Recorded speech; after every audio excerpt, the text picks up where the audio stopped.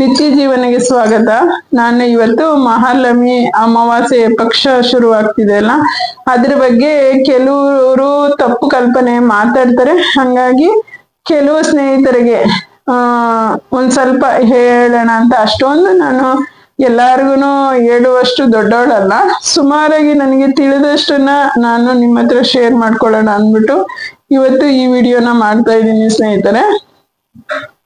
ನಿಮ್ಗೇನಾದ್ರೂ ನನ್ನ ವಿಡಿಯೋ ನಿಮ್ಗೆ ಇಷ್ಟ ಆದ್ರೆ ಫ್ರೆಂಡ್ಸ್ ಅಂಡ್ ಫ್ಯಾಮಿಲಿಗೆ ಸ್ವಲ್ಪ ಶೇರ್ ಮಾಡಿ. ಮತ್ತೆ ಇನ್ನು ಯಾರು ನನ್ನ ವಿಡಿಯೋ ಸಬ್ಸ್ಕ್ರೈಬ್ ಮಾಡ್ಕೊಳ್ಳಿಲ್ಲ ಅವರು ದಯವಿಟ್ಟು ಸಬ್ಸ್ಕ್ರೈಬ್ ಮಾಡ್ಕೊಳ್ಳಿ.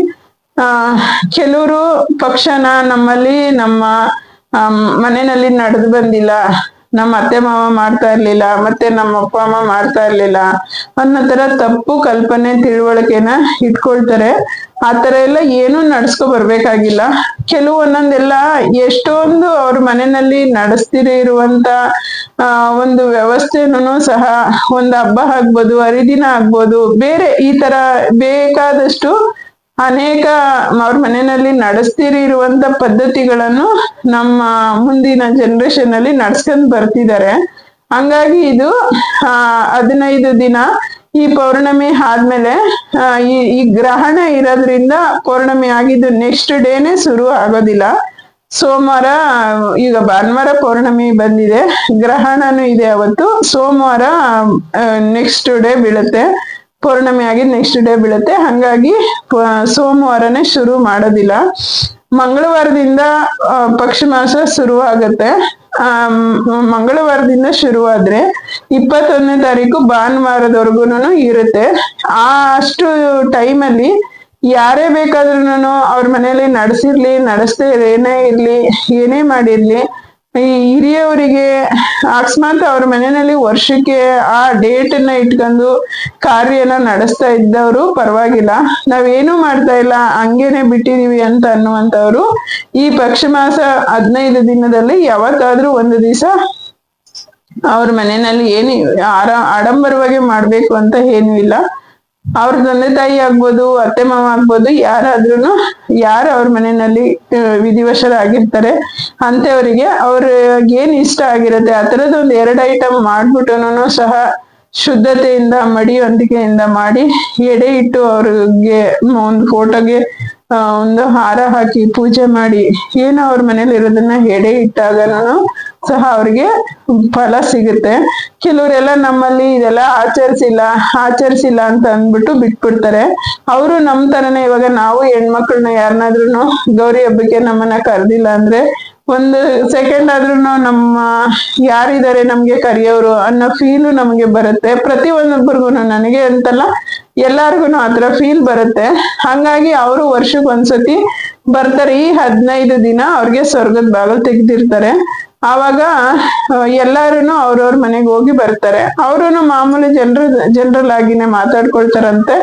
ಆವಾಗ ನಮ್ಮ ಮನೆಯಲ್ಲಿ ಅದು ಇದು ಅಂತ ಎಲ್ಲಾರು ಹೇಳ್ಕೊಳ್ಳುವಾಗ ಕೆಲವ್ರಿಗೆ ಹರ್ಟ್ ಆಗುತ್ತೆ. ನೋಡು, ನಮ್ಮ ಮನೆಯಲ್ಲಿ ಏನು ನನ್ನನ್ನ ಮಾಡಿಲ್ಲ, ನನ್ ಮಕ್ಳು ನನಗೆ ಒಂದು ವರ್ಷಕ್ಕೊಂದ್ಸತಿನೂ ಸಹ ನನ್ನ ಸ್ಮರಿಸ್ಲಿಲ್ಲ ಅಂತ ಬೇಸರ ಆಗತ್ತಂತೆ ಅವ್ರಿಗೆ.